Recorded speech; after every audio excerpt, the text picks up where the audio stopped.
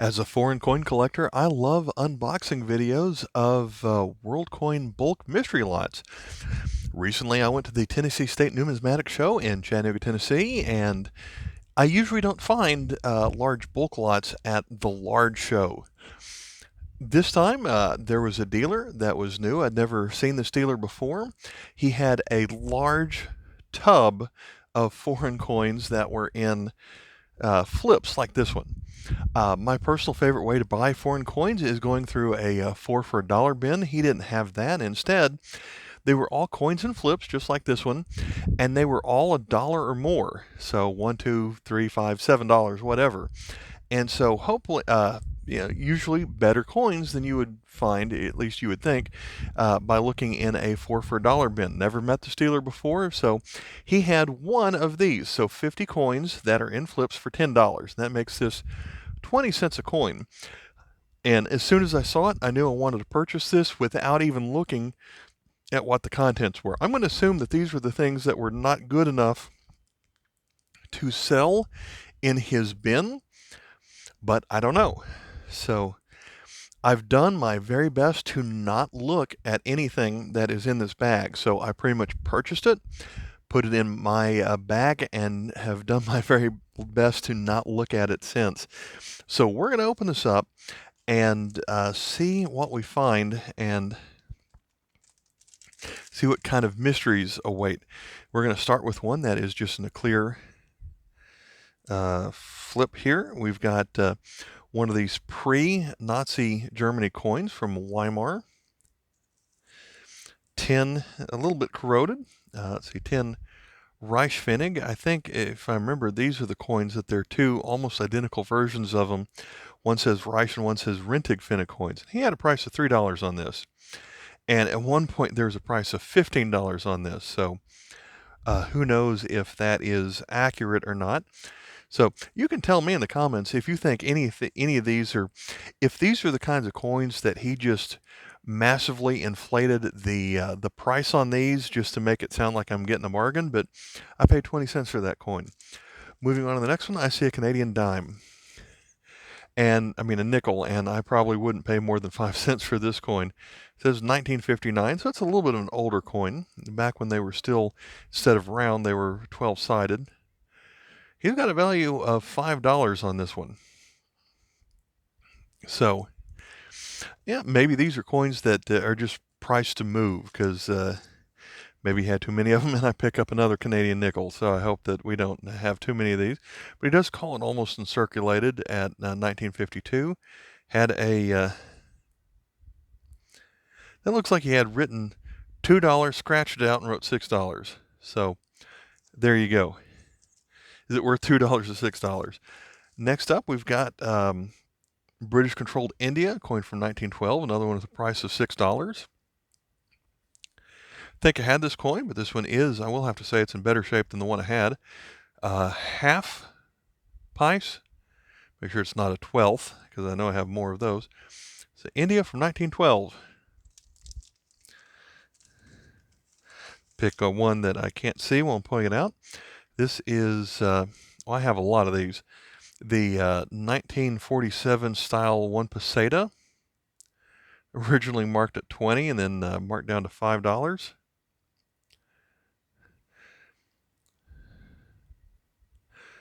Like I said, I find a lot of these, but not as much as the 1947 version. But apparently that one has an actual date of 51 on it.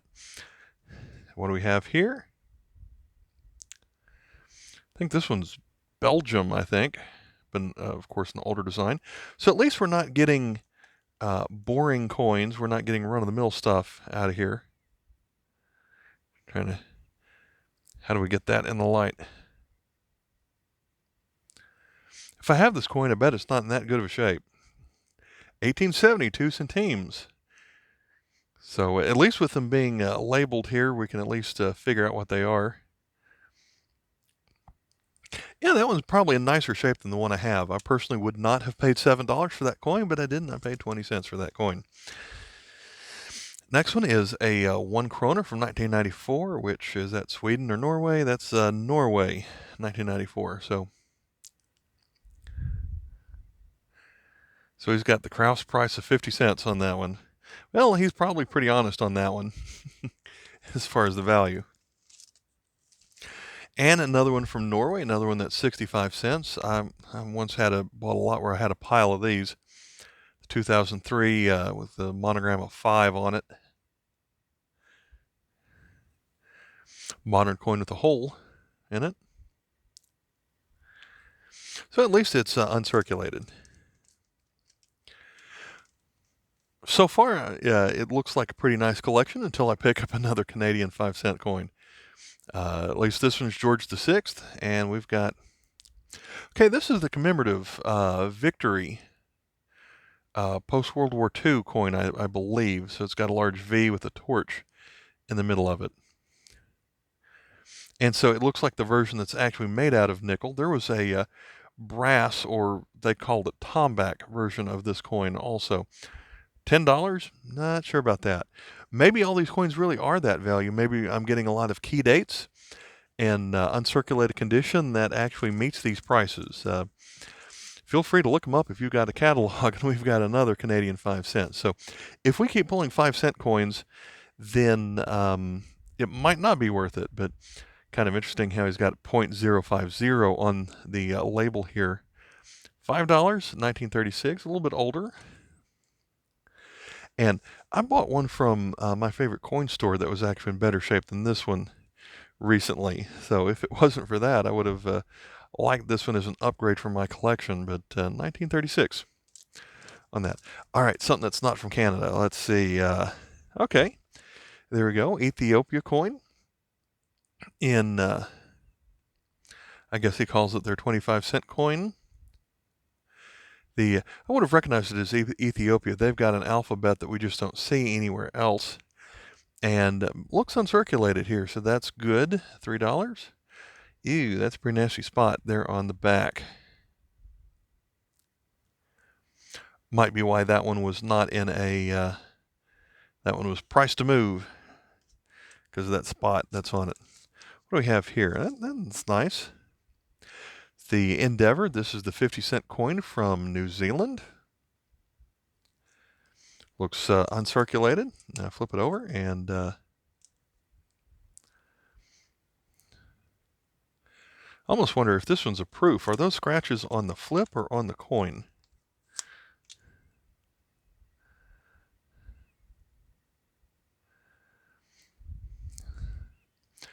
That looks proof-like, almost. If you hold it like that, it kind of does look like it has a lot of scratches to it. But not willing to put a price on that one. I will say that these are the kind of flips that I shouldn't keep these coins in. These are the ones that might cause them to corrode, maybe. Well, no, maybe not. Got to worry about that sometimes. Oh, we've got another one of these kind of flips. This one is... has corroded a little bit, but it's the 100 pesos from Spain that you don't see as often, from 1982. And there's one version of this coin where it has the number 100. This time it has 100, which is Spanish for 100. So I wonder if the flip has caused this one to corrode some, because you see there's kind of like a green circle on the flip, but you move the coin around, it's not as obvious. I need to perhaps rescue that one by pulling it out of the flip when we're done. Now we've got one of the large 1 penny from Australia. See if this one's going to have a kangaroo on it. I don't remember when they started that. No kangaroo, but we do have the monarch here, George V. It's kind of dark, not showing up with the light here. That one's another probably upgrade for my collection. Here we've got one from Switzerland. That's the design of the coin that they didn't change for over 100 years. So 1939, so pretty old. And I've seen some of I do remember the book value on some of these older Swiss coins does get up there when they're in good condition. So 10 Rappen, $5 price. I wonder what was scratched out on that one. Probably to raise the price. Otherwise, if you're lowering the price, you don't scratch it out all the way. Here is a wartime zinc 1 cent coin from 1944.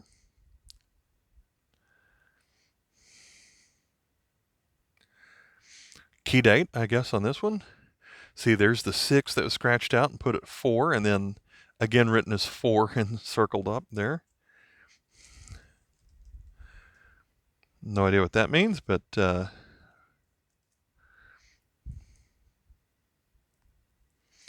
the Netherlands on that side.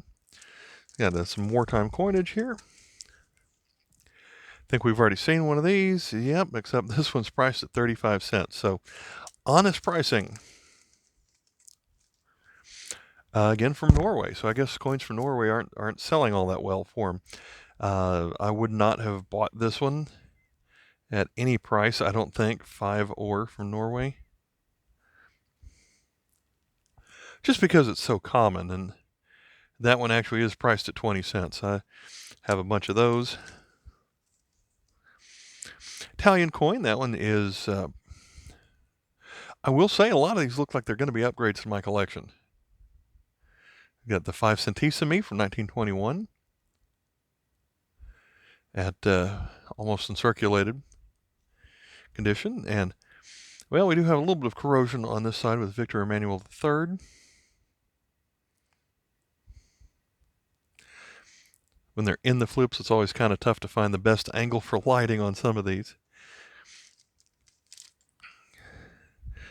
Already seen one of those. Canadian penny. Looks like corroded written up there. 1928, $5 for that one. Maybe they didn't say corroded, but that one looks like it has a lot of its detail left.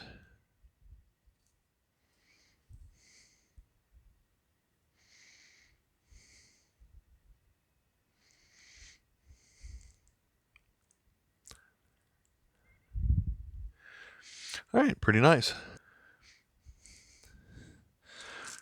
What treasure are we going to find next? And we've got another krona from 1947, so at least that's an older version that we don't see as often, of Christian X. $5.50 is his stated price on that one. It looks like a large penny of George VI. And here we go with an Australian kangaroo penny. 1943. He has $9 on that one. So extra fine scratched out with D. Okay, well, not sure what that means, but I'll take it. Another of those, 1 krona. Here we have a German World War zinc coin of 10 Pfennig, although this one didn't turn black, it turned kind of spotty. Usually I find these and the zinc is turned all black, but not this one. It's kind of a zinc has kind of a white corrosion to it. And that one's, but it says it's a key date at $8 for this 10 Pfennig. 1941 D must be a key date. Here we go with another Canadian nickel with a staple that didn't staple right, or 2. Stapled on both sides. I can see why he would put that on clearance if he can't staple it right. Or perhaps these were just purchased from someone else. Going a little bit older here, 1875 or 6 from Germany, 1 Pfennig. $5 on that one. Got another of these kroners, priced at $6.50. That one has a few more scratches on it than the other one we saw. See another King George VI. So this one's not going to be British. Someone told me recently that on these British coins, the Queen Elizabeth could wear a crown on any of it. If it's a queen, they can wear a crown in Britain, but if it's the king, they don't wear the crown on the British coins.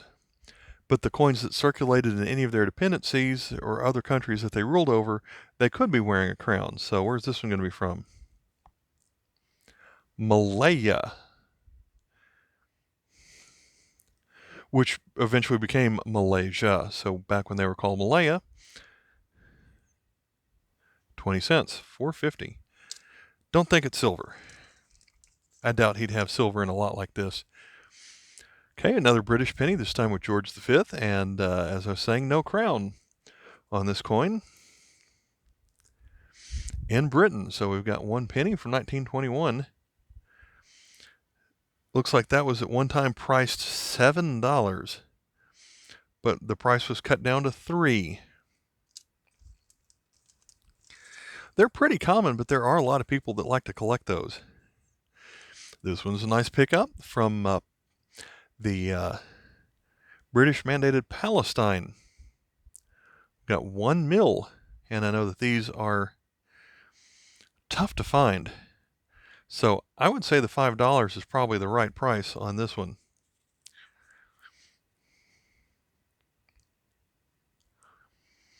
And then it has Palestine in multiple languages.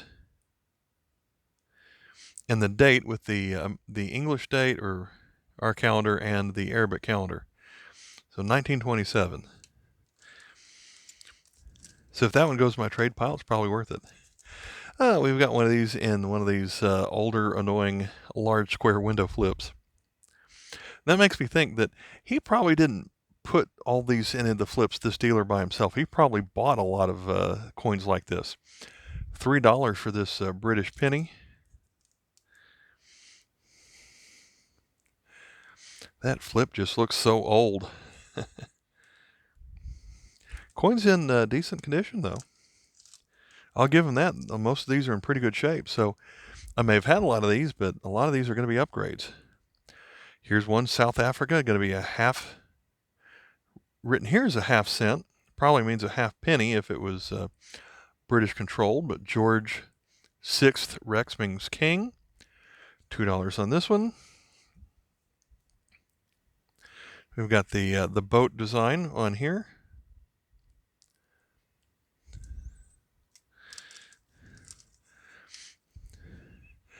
Next up, France. Probably going to be a 10 centime on this one. The details are pretty good. It's got some weird corrosion to it that might just look all brown on the camera here, but flip this one over. Someone even printed off the details on a sticker on this one. 1904.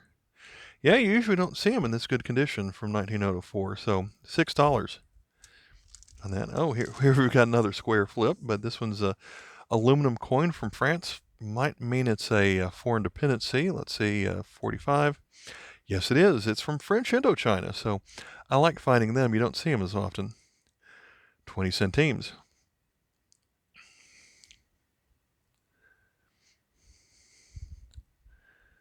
Scratched out 450 and selling it, asking $3. Next, I see a coin from Italy. Another from with the Vittorio Emanuele III on it.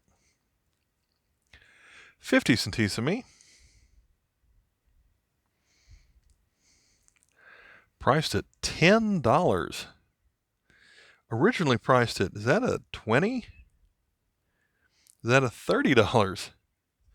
Wow, I don't know anyone that would actually pay that, but maybe someone would have at one point. And like how someone had just, they must have had a stamper on this one to stamp a great BR on that one. So they wrote down 1/4 of a D, which is 1/4 of a penny, which is actually labeled as a farthing. The farthings are much harder to find than the pennies, even though it's only worth 1/4 the value.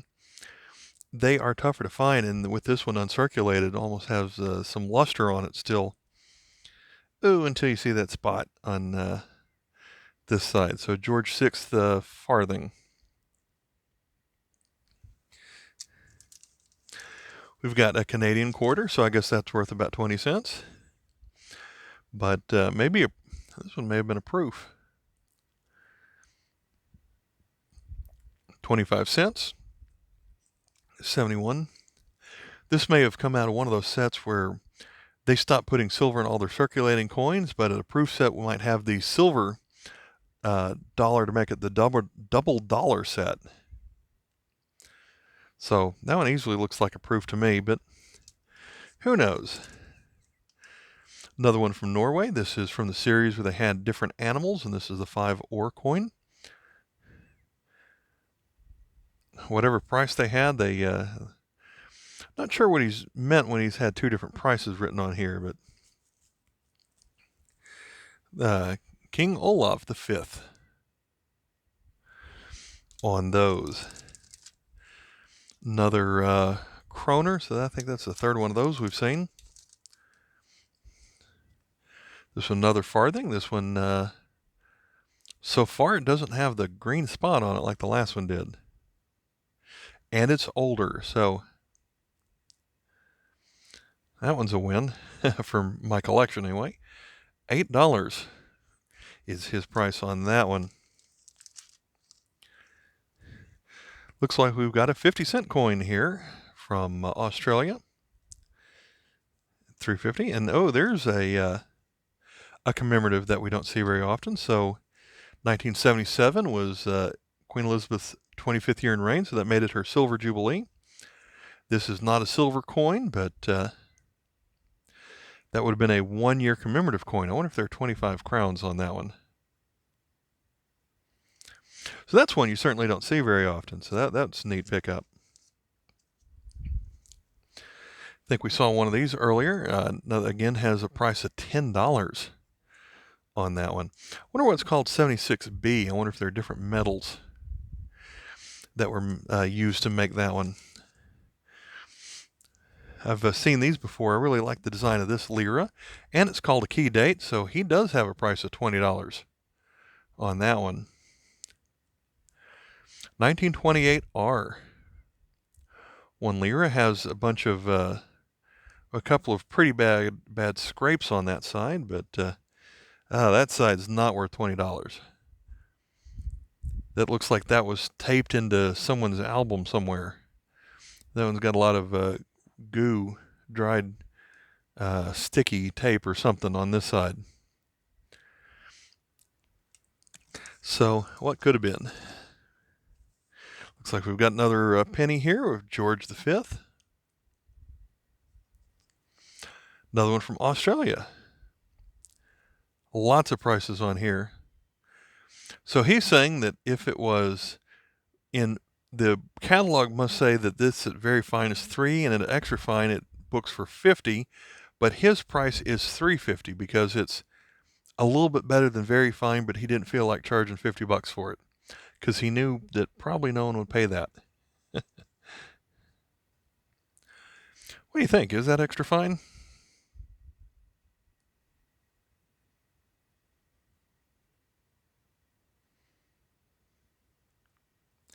Should have been zooming in more on some of these.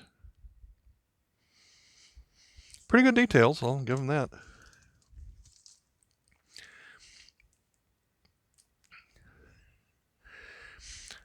France 10 francs, KM 98.2 in circulated condition, but the 0.2 means this has a B mint mark on it. There you go, under the date 1952 B. So if there's no mint mark, that means it's from Paris. If it has a B, that means it's I'd say it's uncommon. If it has a C mint mark, those are pretty rare. This is another one where it looks like the coin might be starting to corrode inside of the flip because some of these old flips will corrode after a while. So that's another coin that needs to be rescued. Another one of those. That's about the 4th one of those that we've seen. Another British penny, 1902. 350. Well worn though. This is one of the more well-worn coins that we've seen in this video. But we've got before George VI, or before George V, we have Edward VII. So don't find a lot of his coins all that often. So just a couple coins left here. Another of those. And looks like this is our last coin. Oh, that one's nice. Definitely don't have that. I don't think. From Russia. It's a half of a kopeck from 1899 at priced at $12. I can't say that I'm familiar with that coin. See how close I can get to that one.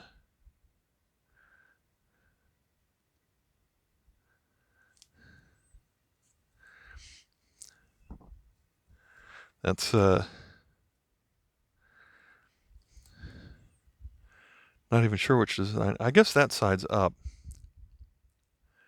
That looks like it's just a monogram. I guess a fancy H with a 2 under it.